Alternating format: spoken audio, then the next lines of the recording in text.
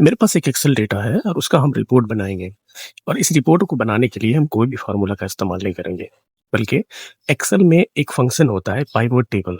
Pivot table ऐसा function है जिसमें कोई फ़ॉर्मूला इस्तेमाल नहीं होता है।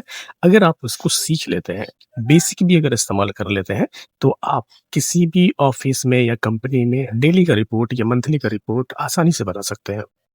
अगर आप लोअर लेवल में हैं, एम्प्लॉयी हैं और आपको कभी भी रिपोर्ट माँगता है आपके डेटा से संबंधित, तो आप उसको आसानी से दे सकते हैं।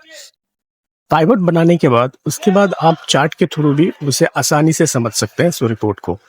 तो हम आज इसी पाइवट का इस्तेमाल करके रिपोर्ट तैयार करने वाले हैं।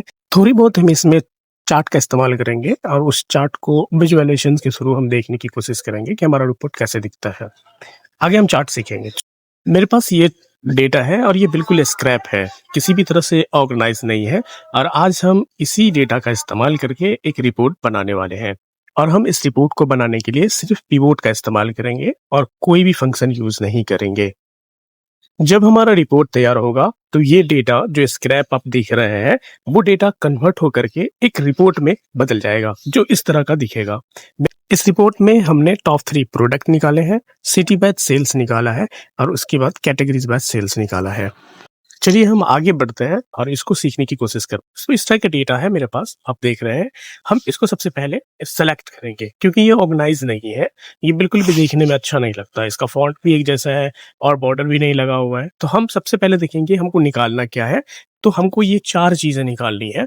टॉप 3 प्रोडक्ट हैं, सिटी वाइज़ सेल्स हैं, कैटेगरीज़ वाइज़ सेल्स हैं और वाइज़ एक चार्ट बनाने के लिए बोला जाता है। तो हम इस क्वेश्चंस का ही इस्तेमाल करके हम आपको एक मतलब उदाहरण के तौर पे ये रिपोर्ट बना करके दिखाएँगे। तो आप मेरे साथ बने रहिए और आगे हम देखते हैं कैसे हम इस्तेमाल करते हैं और इस तरह का हम एक रिपोर्ट बनाते हैं और ये आप भी सीख सकते हैं। बिल्कुल आसान है, मेरे साथ इस वीडियोज़ में बने रहें। अगर आप चाहें तो इस रिपोर्ट को इस तरह के रिपोर्ट में भी बदल सकते हैं, जो कि यूनिक और समझने में आसान होता है। हम आगे जो भी स्टेप फॉलो करते हैं हम आपको बताएँगे। सबसे पहले हम इसको सिलेक्ट कर लेंगे और अलाइन करेंगे। अल्टर के साथ HOI करेंगे, ये अलाइन हो जाएगा और इसको सिलेक्ट रहने देंगे। हम इसमें बॉर्डर फिल करेंगे। तो अल्टर HBA करेंगे और ये पूरी तरह से बॉर्डर में कन्वर्ट हो जाएगा। अब ये डेटा थोड़ा ऑर्गेनाइज़ लगता है लेकिन मुझे टेबल में कन्वर्ट करना है, तो हम इसे सिलेक्ट रहने देंगे, कंट्रोल T करेंगे तो टेबल में कन्वर्ट हो जाएगा। अगर आपका ये हेडर चेक नहीं है तो आप इसे चेक कर लें क्योंकि मेरे पास ऑलरेडी हेडर है, जैसे कि प्रोडक्ट की आईडी है, प्रोडक्ट्स है और उसके प्राइसेज़ हैं, क्वांटिटी है और टोटल सेल्स वगैरह सब है। तो मेरे पास ऑलरेडी हेडर है इस डेटा का, तो मैं इसको चेक रहने दूँगा और ओके करूँगा, तो ये टेबल में कन्वर्ट हो जाएगा और ये देखें बहुत ही अच्छा दिख रहा है अब ये, ठीक है? अब हम सबसे पहले देखते हैं कि मुझे क्या चीज़ें करनी है। हमें 4 चीज़ करनी है। टॉप 3 प्रोडक्ट निकालने हैं, सिटी वाइज़ सेल्स निकालने हैं, कैटेगरीज़ वाइज़ सेल्स निकालने हैं और मुझे एक चार्ट बनाना है ताकि समझने में आसान हो। तो हम इसे सिलेक्ट रहने देंगे टेबल को, ऑल्ट एंड VT करेंगे तो ये पॉपअप खुल जाएगा। अब ये मुझे बता रहा है कि मैंने आपका टेबल सिलेक्ट कर चुके हैं। आपको जो पिवट टेबल रिपोर्ट बनानी है वो नई शीट में बनानी है या फिर इसी एग्जिस्टिंग शीट में बनानी है। तो ऑलरेडी ये न्यू शीट का सिलेक्टेड किया हुआ है, लेकिन हमको इसी एग्जिस्टिंग शीट में बनानी है, तो नीचे वाले को हम चेक करें। अब नीचे में एक लोकेशंस बॉक्स दिख रहा होगा, वहाँ पे हम पहले कर्सर रखेंगे। उसके बाद वो मुझे बता रहा है कि आप रिपोर्ट कहाँ पे प्रेज़ेंट करना चाहते हैं। तो हम अपने कर्सर को शीट के किसी भी हिस्से में रख सकते हैं, जहाँ भी हम रिपोर्ट को प्रेज़ेंट करना चाहेंगे। तो मैंने ये कर्सर को यहाँ पे रखा, ओके करेंगे और ऐसे मेरे को पिवट टेबल फ़िल खुल जाएगा। अब प्रोडक्ट रिपोर्ट निकालने के लिए सबसे पहले हम प्रोडक्ट पे क्लिक करेंगे और ये ऑटोमेटिकली रो में जाके फ़िल्ड हो जाएगा।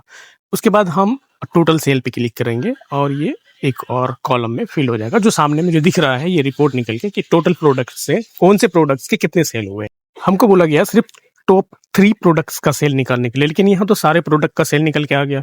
अब हम ये भी कर सकते हैं कि नीचे का सारा प्रोडक्ट को हम डिलीट कर देंगे और ऊपर के प्रोडक्ट्स को रहने देंगे 3 का, तो बहुत ही बढ़िया रहेगा। ऐसा नहीं कर सकते हैं। हम क्या करेंगे, प्रोडक्ट वाले कॉलम को हम कर्सर रखेंगे प्रोडक्ट वाले कॉलम पे और हम उसको राइट क्लिक करेंगे।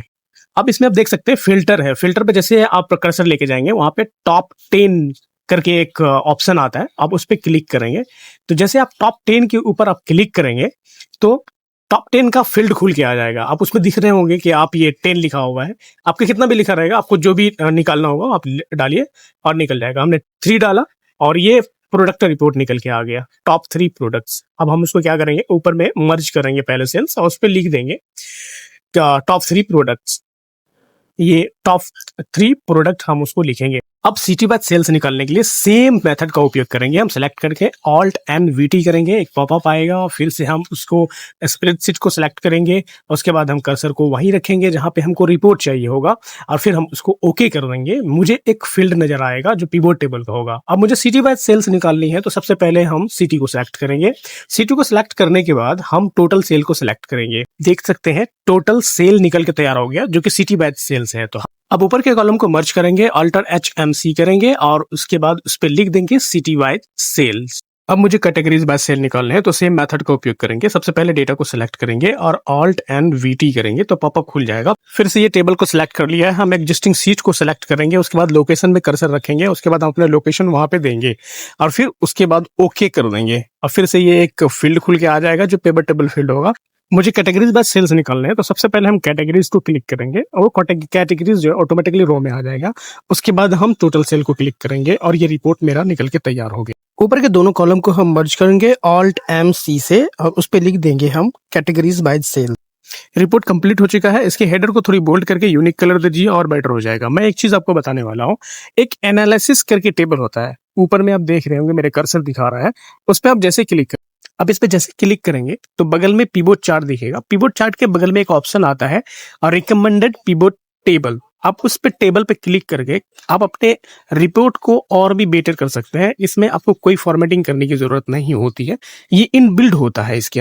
आपको याद होगा मुझे सिटी वाइज सेल का एक चार्ट बनाना था, लेकिन मैंने तीनों रिपोर्ट का एक एक करके चार्ट बनाया हुआ है सबका। एक का पाई चार्ट है, एक का आप देख सकते हैं दोनों चार्ट है, कैंडलस्टिक चार्ट है दोनों का, और एक हॉरिजॉन्टल है और एक वर्टिकल है। तो मैंने इस चार्ट को कैसे बनाया है, तो आप इसको सीखना चाहते हैं तो मुझे जरूर सब्सक्राइब कर लीजिए और कमेंट बॉक्स में मुझे बता दीजिए कि आपको ये सीखना है, तो मैं आपको जरूर बता दूंगा कि किस तरह से मैंने ये चार्ट क्रिएट किया है। और ये यूनिक भी है और अच्छा भी लगता है। अब किसी भी रिपोर्ट को समझने के लिए इससे बेटर कोई और तरीका नहीं है। आप चार्ट देख करके आसानी से समझ सकते हैं कि कहाँ पे कौन से सेल्स अच्छे हो रहे हैं, किसके प्रदर्शन अच्छे हैं। ये हर जगह उपयोगी है। Thank you.